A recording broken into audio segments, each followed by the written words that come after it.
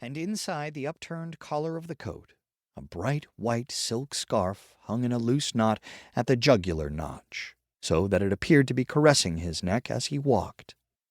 She watched him bend before the porch from the weight of what the pack held, and climb those steps like one would climb the steps of a church in which there waited sanctuary or reckoning, or both.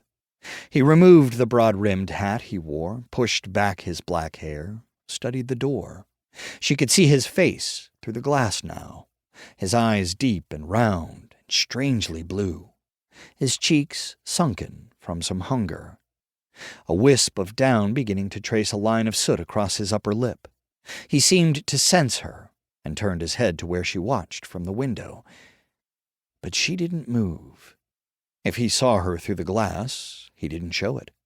He turned back, raised his hand for the hitching post ring that had been fashioned into a knocker, and polished and bolted to the oak-paneled front door, and drew it.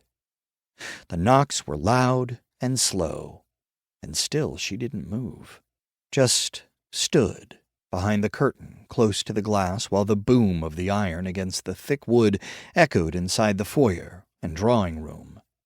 When no one came, he drew back the ring and brought it down again, and once more there was silence in the wake of those echoes in the house. On the porch he looked down at his feet and toed the boards with his boots, and looked in the window where he knew she was. Then he reached for the knocker and brought it down a third time. She heard the sound of footsteps then, coming through the hall in a quick and gentle counterpoint, and she turned and saw her mother standing in the foyer with her hands in the pockets of the kitchen apron she wore over a yellow house dress. She stepped out from behind the drapes, and her mother started to speak, as though to chide the girl for making her come all this way from her work in the kitchen because she would not answer the door. But she held one finger up to her lips, and there in the foyer, Hannah Vinich whispered to her mother that there was a stranger outside, but not the kind of stranger she thought they ought to be afraid of. Rather, and she could not say why, he was someone she had been waiting for.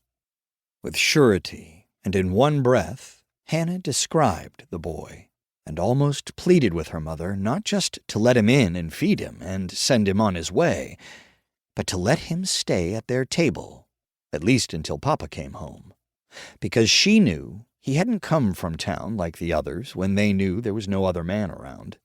He had come from some place unlike any she or her mother could imagine, and she wondered if it was the place her father had spoken of, in a story told before she fell asleep one night, about a kingdom of people dressed like this boy, a kingdom so vast, its borders of mountains and rivers could not be crossed by foot in 4 phases of a moon.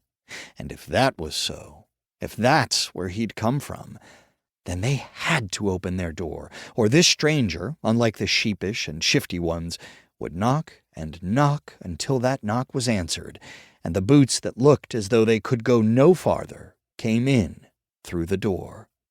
She didn't just believe it. She knew it.